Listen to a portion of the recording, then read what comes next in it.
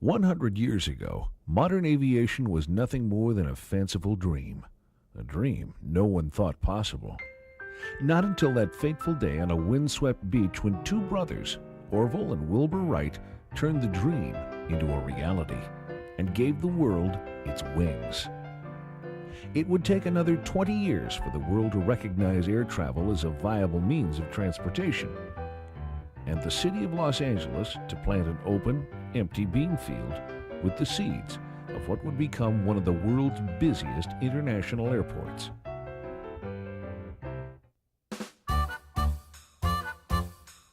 Long before it was a maze of runways and terminals, LAX was just a dusty dirt strip with a solitary structure, Hangar Number 1.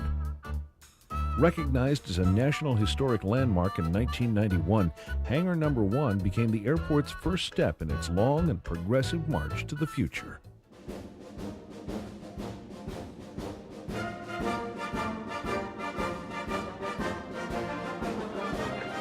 Now it was official. The City of Angels was about to spread her wings and take to the skies. Throughout the 1930s and 40s, the airport continued to expand and improve. And in December 1946, 5 major commercial airlines opened for business. 3 years later, the city purchased a small, little-known airfield in the San Fernando Valley for the grand total of $1. Known as the Southern California home of the Air National Guard, Van Nuys Airport has been a familiar presence in LA's aviation history.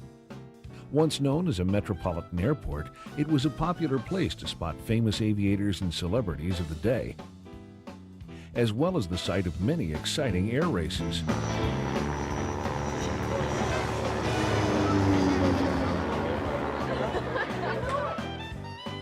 But it's probably better known for its Hollywood connection, serving as the backdrop for films like Lost Horizon and Casablanca.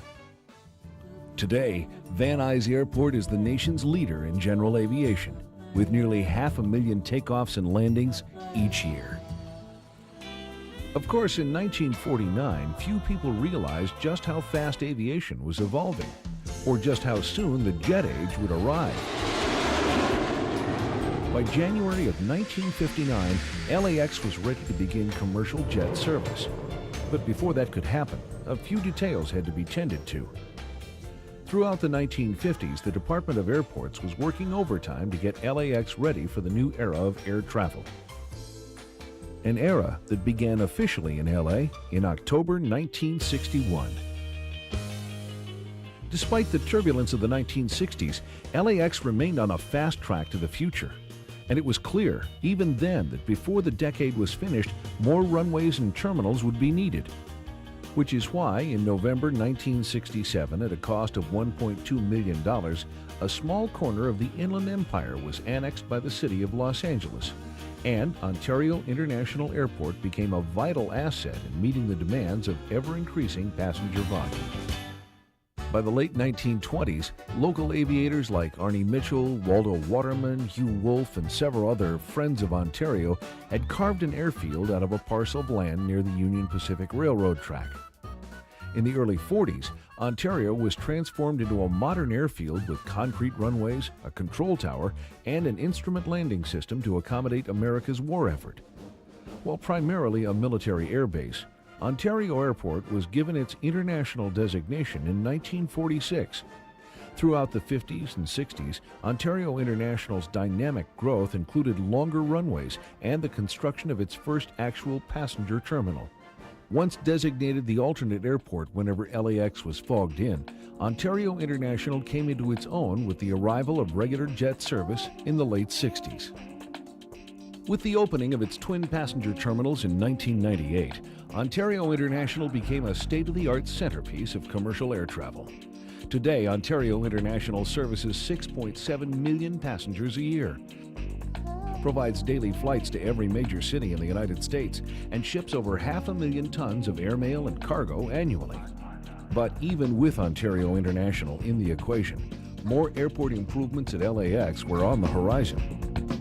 Despite the crushing deadline, all the major improvements were completed just in time for the city of Los Angeles to welcome the world to the 1984 Olympic Games.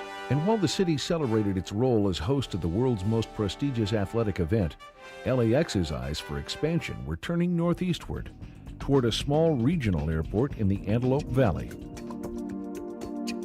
Located some 60 miles northeast of Los Angeles, Palmdale's modest regional airport was seen as an investment as far back as 1970, when LA's Department of Airports began purchasing the desert lands for future development. Though scheduled airline service is not operating at this time, Palmdale Regional Airport is nevertheless an integral part of Los Angeles World Airports and its long-range planning. As the 20th century raced headlong toward the new millennium, LAX kept pace with a multitude of changes, improvements, and expansion projects to ease the environmental concerns of the community and better serve the millions of passengers who pass through its terminals.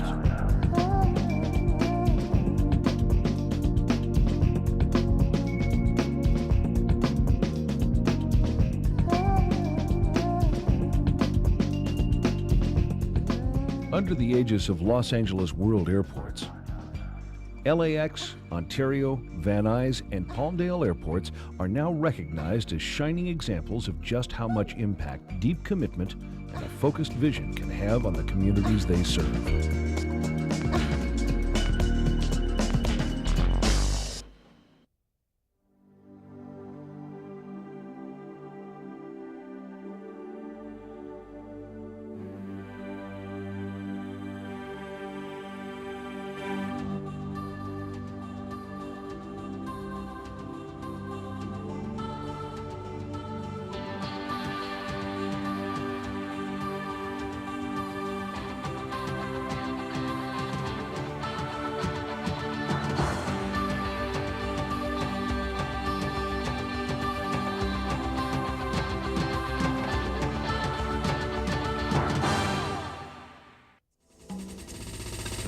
Today, as we wing our way through a new century, LAWA remains at the forefront of our journey, pointing the way with state-of-the-art facilities and innovative improvements that have been its heritage and its hallmark for the past 75 years.